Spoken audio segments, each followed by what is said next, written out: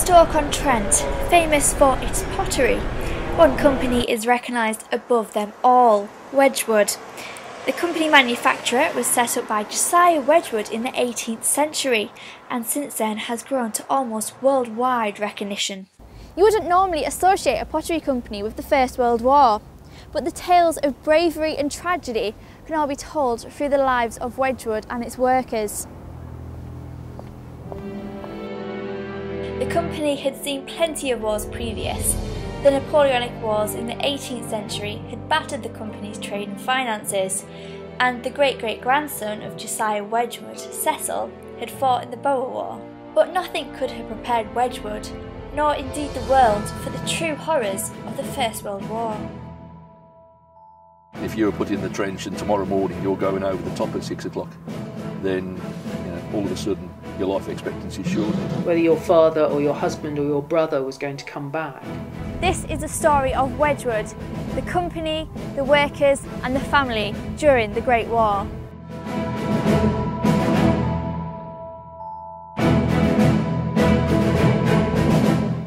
Before the war, the company were based here in Etruria in Stoke-on-Trent, which was opened by Josiah Wedgwood I in 1769. When the war broke out in 1914, many signed up and volunteered to fight for king and country, and by 1918, 168 men from Wedgwood had joined up and fought on the front line.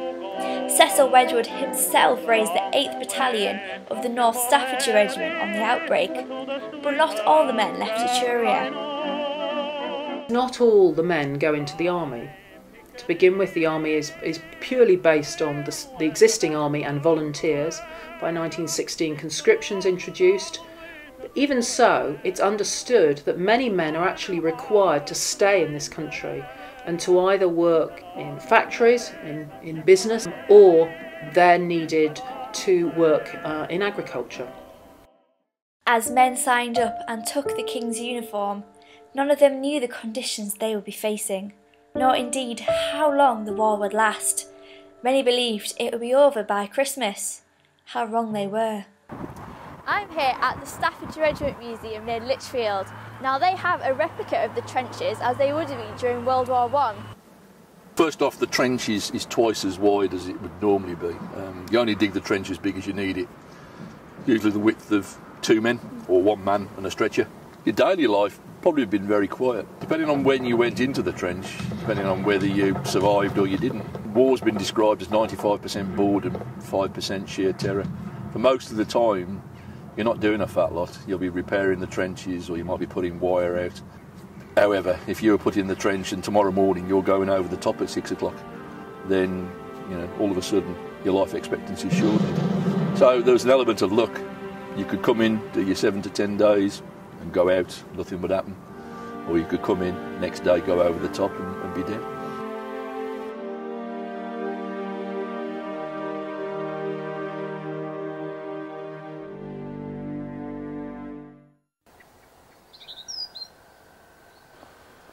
I'm at the Wedgwood Museum where they have a collection of letters sent from the trenches.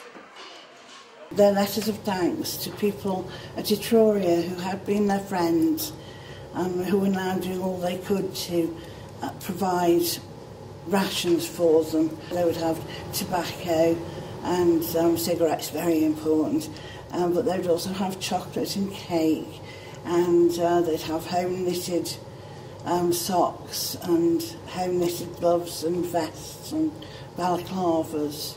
Cecil Wedgwood was very quick to say that he didn't want any more of the home-knit socks because he was used to wearing manufactured ones which were silken.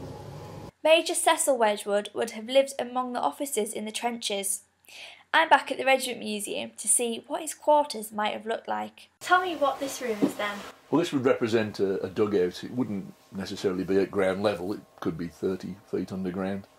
The officers would have brought, if they had servants at home, they would have brought a servant with them, known as a batman, or they would have been provided with a servant, a soldier, to do their menial duties, look after the uniform, keep them clean and tidy, do their food. Basically just live the servant master life, but in the trenches. I've come to Stoke-Minster, where they have a memorial to all those who died from North Staffordshire in the Great War. Of the 168 men from Wedgwood who fought in the First World War, 25 of them were killed. Cecil Wedgwood was one of them. Cecil had no need to be with his men that day at all, just as he didn't really have any need to fight either. But unfortunately, on the 3rd of July, he was with his men on Somme, and he took up his position on a parapet and urged his men on with a shout of "Come on, North Staffords," and then a sniper shot him once through the neck and he was dead. Cecil is buried along with his fellow soldiers at Bapau Military Cemetery in France. His memorial is in Stoke-Minster beside his great-great-grandfather, Josiah Wedgwood. The Minster also has a peace chapel dedicated to all those who lost their lives fighting from North Staffordshire.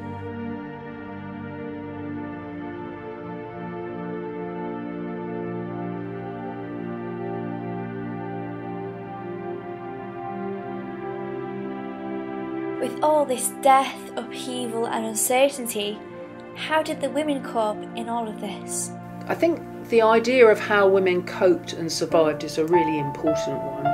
And for some, that was about doing something, not just passively waiting to see what would happen, you know, whether your father or your husband or your brother was going to come back.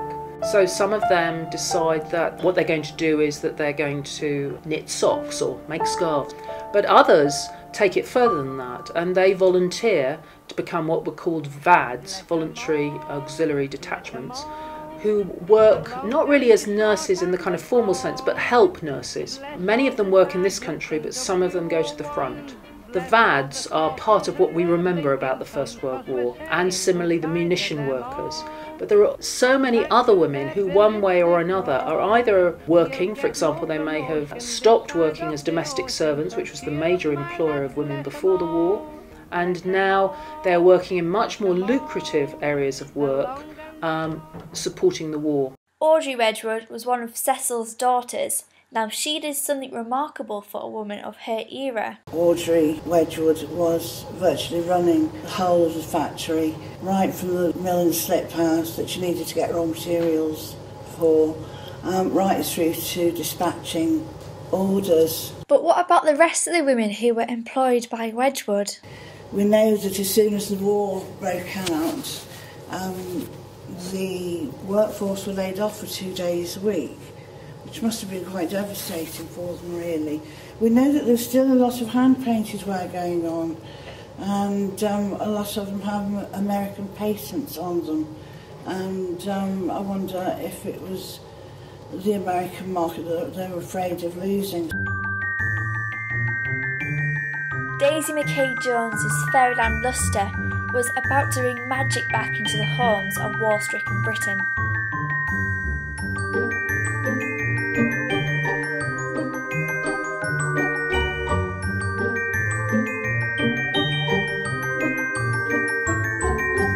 Now these pieces all tell stories passed down through the generations of goblins and fairies, and to be honest with you, they're quite haunting as well as magical. It was completely different to anything that was being done at that time. Most people were very preoccupied with the First World War. When Fairyland Bust was introduced, it offered a whole different perspective on life, a bit of escapism in those dark days. The 11th of November 1918, the end of the war. Men who had been fighting returned home. Families and friends were reunited. At Wedgwood, a huge celebration was held.